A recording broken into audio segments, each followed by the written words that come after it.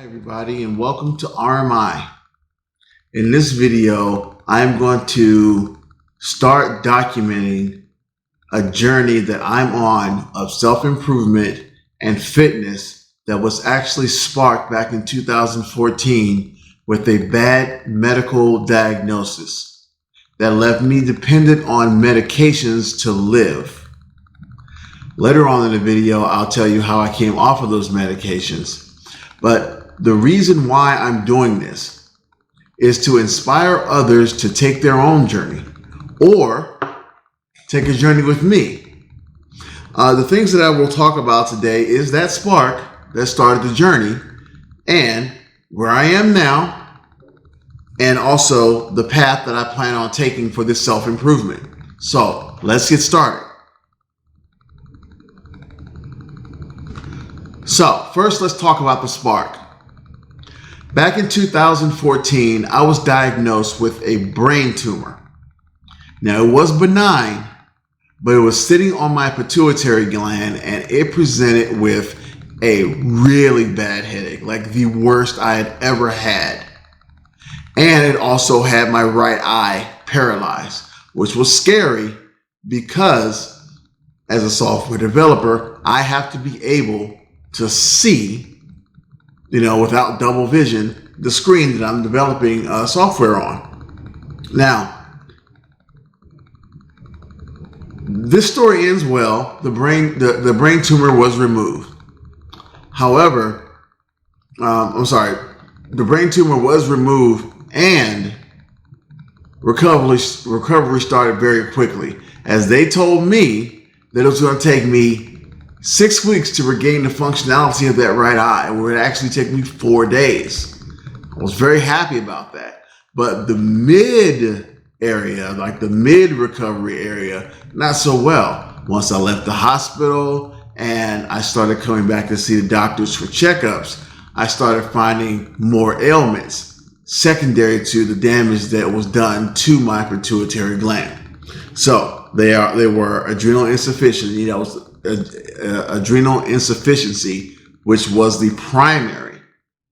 And then there was low T, we all know what that is, and hypothyroidism, which is basically where your body has a weird rhythm as far as digestion and getting nutrients processed in your body.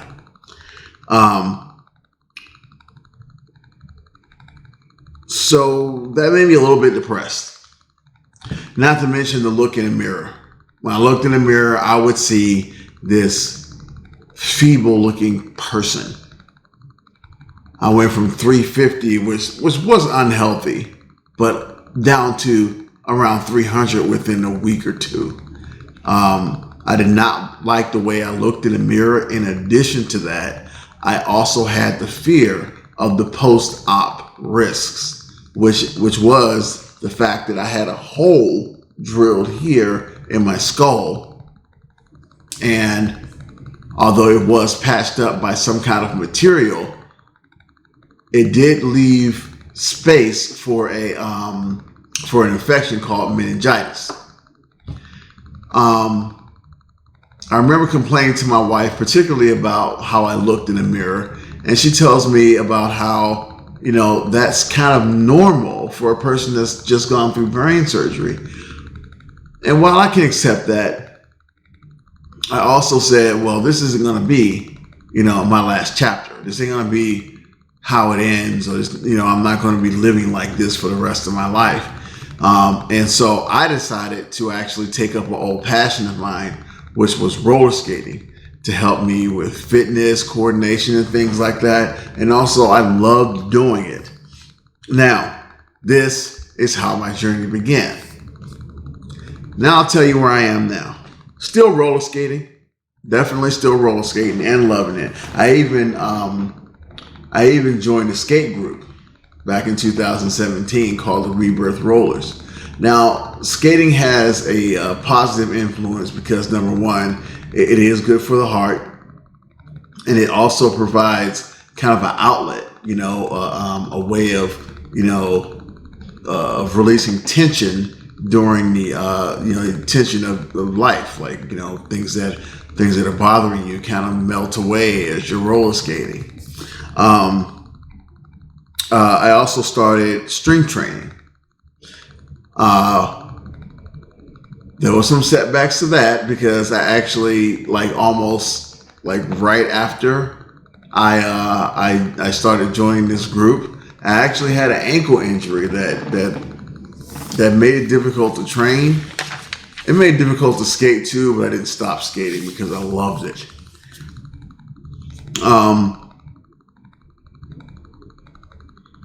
But recently I felt like I needed to step up my game, right? I want to be able to play with my kids in old age. Sounded weird.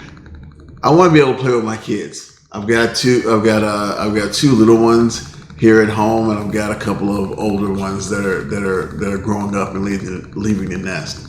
But the idea here is I want to be able to play with them as they grow up. And I also, on the skating floor, I want to be able to keep up with some of the younger skaters that are doing these really amazing things. So, like I said, had some ups and downs, had the injury, and that's basically my now. Now, the path. So it all starts with fitness. Everything starts with fitness, right? It helps you to play hard, work hard. It even helps you rest better. And there's 5 components of fitness that I want to focus on: stability, mobility, flexibility, strength, and endurance. Now, if you would follow me on this journey, I will show you how I progress in all these areas. So the next thing is my eating plan, because no fitness goals are ever going to be met if you don't control what you eat. Okay, one other thing is making your own food. Knowing what is in your food is critical to be able to control what you eat.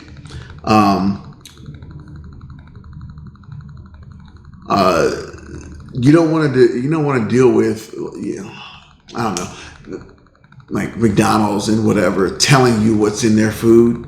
And although there's probably some truth in all of it, you want to be sure that you're number one, getting the best ingredients, and that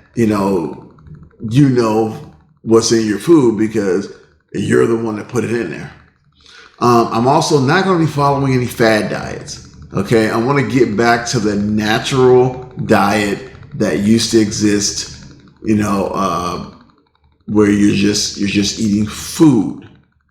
Not saying, I want to go low fat, or I want to go keto, or I want to go low carb and all that stuff. Just eating, just regular eating of food. Okay, and the whole idea, of course, is getting to a healthy weight from where I am now. Now, all of this kind of culminates in, it's not going to be surprising, skating. I love skating. I really, really do. So one of the things that I feel like I'm on such a good path is because I have a why. If the fact that I'm going to get in shape and I'm going to have a better quality of life, if that was actually enough to fully motivate me, it should be. But if it was enough, I'd be doing it already, or I would have done it already. I'd be at my goal already. It would already be a change in lifestyle. But since it isn't, I need to find an extra why. And so that's what that is, skating.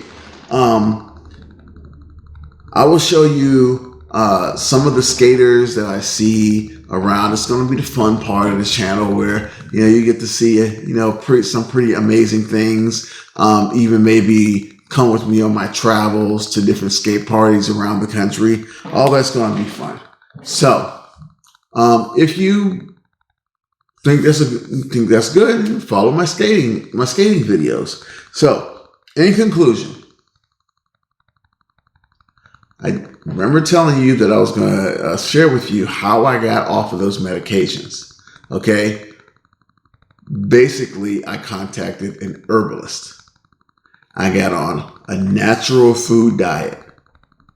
I took the herbs that they prescribed to me. And the big thing is I went through full body cryotherapy. That is literally when you walk in a sub-zero freezer. You stay for 4 minutes, as low as your body temperature down, and it really resets your nervous system. I went through that for a year, and finally I came off of all the medications, every last medication that the doctor had prescribed to me. That medication, for adrenal insufficiency, that they said I was going to be on for the rest of my life, I haven't taken since 2017. As a matter of fact, it was September of 2017 last time I took any of those medications. That's more than 3 years ago. So, I'm not a doctor. So,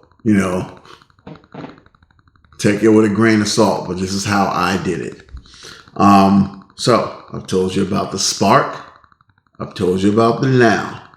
I've told you about my path. If this sounds interesting to you, consider subscribing, liking, comment on the video, and tell me what aspects of my journey you would like to hear more of. Until next time, bye-bye.